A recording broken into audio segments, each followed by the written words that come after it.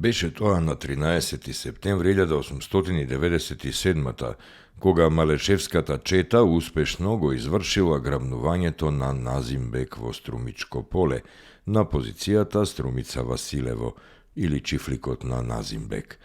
За неговото ослободување очекувале да плати неговиот богат татко. По извршената акција, заедно со заробеникот, четата веднаш се повлекла кон Малешевските планини.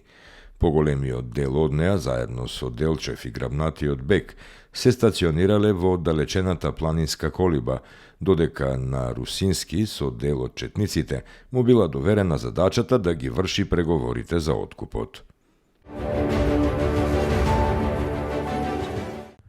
Беше тоа на 13 септември 1903 кога околу 2000 жители од Охридско пред силниот налет на Бахтијарпашовата турска војска што пустошела се пред себе, побара за солниште во местноста Рашанец. Збегот беше добро организиран и заштитуван од четите на војводите Аргир Маринче, Никола Митрев, Цветко Стојанов и други. Со помош на предавник, турската војска го скрши овој востанички отпор на македонското население од овој крај во времето на Илинденската епопеја. Околу 200 жители од Охридско загинаа во борбата на Рашанец. Меѓу загинатите беше и војводата Аргир Маринче, кој со својата храброст им даде пример на сите борци како треба да се борат за слободата на својот народ.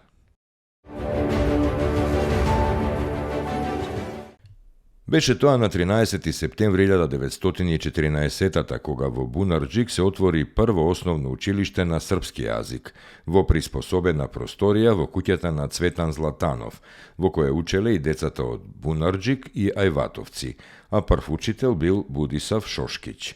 По падот на Србија во 1915 под управа на новата бугарска власт, истото училиште продолжило да работи, но на бугарски јазик, се до 1918 Во 1919 по падот на Бугарија, српската власт повторно го отворила училиштето. Се вратил повторно и првиот учител, Будислав Шошкиќ, а во училиштето учеле деца од Бунарџик, Ајватовци, Миладиновци, Бујковци, Белимбегово, Марино, Кадино и други места. Беше тоа на 13 септември 1918 кога, во време на Првата светска војна, во Скопје влегла српската војска. Беше тоа на 13 септември 1953 кога во Скопје, на градскиот стадион, се одиграл првиот меѓусебен прволигашки фудбалски надпревар меѓу Вардар и Работнички. Резултатот беше 2:2.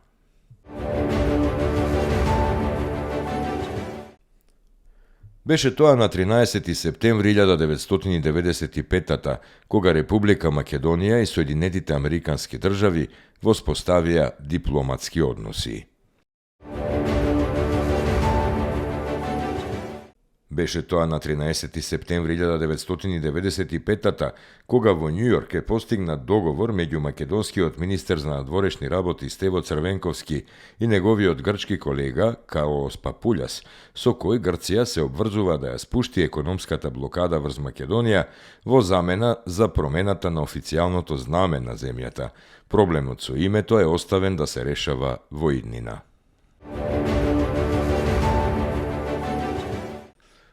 На 13 септември 1924 во Софија Владо Черноземски го уби Димо Хаџидимов, еден од најпознатите идеолози и теоретичари на автентичното македонско национално-ослободително движење.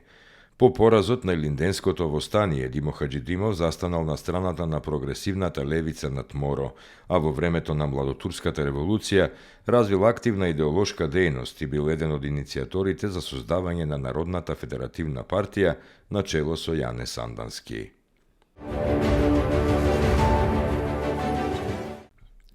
На 13 септември 1924 во Софија е убиен Владислав Ковачев, популарен штипски војвода и публицист, уредник на весникот Автономна Македонија и идеолог на Македонската емигрантска федеративна организација.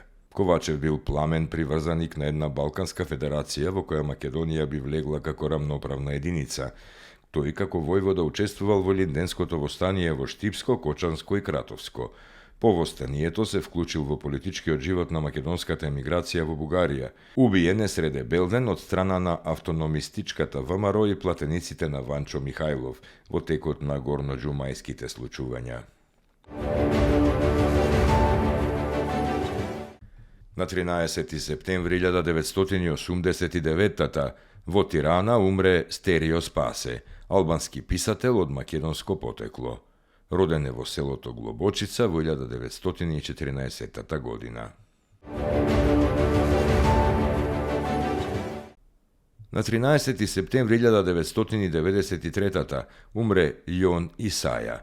Потекнува од печалбарско семејство, па годините на детството и младоста ги поминал во Романија, каде завршил Театарска академија во Букурешт во 1942.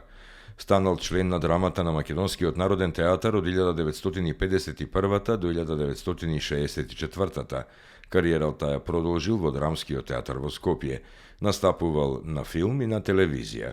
Го негувал сценскиот говор и се залагал за строго психолошко обликување на ликовите. Јон Исаја е роден во Тетово на 5 јануари 1915.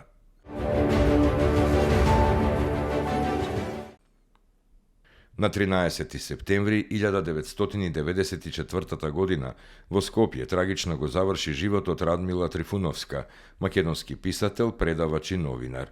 Автор е на поезија Зли дождови, Црни птици и на расказите Жена и војна, Враќање и така натаму.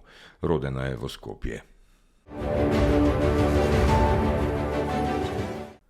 На 13 септември 2013 по кусоболедување почина Десанка Милјовска, поранешна министерка за култура, првоборец и професор по социологија на Филозофскиот факултет. Милјовска беше еден од основачите на катедрата по социологија, а предаваше и на факултетот по новинарство, Филолошкиот факултет, како и на други научно-обштествени институции. Како истакнат обштествен работник во периодот од 1971 до 1974, таа беше член на владата на Социјалистичка република Македонија како министер за култура.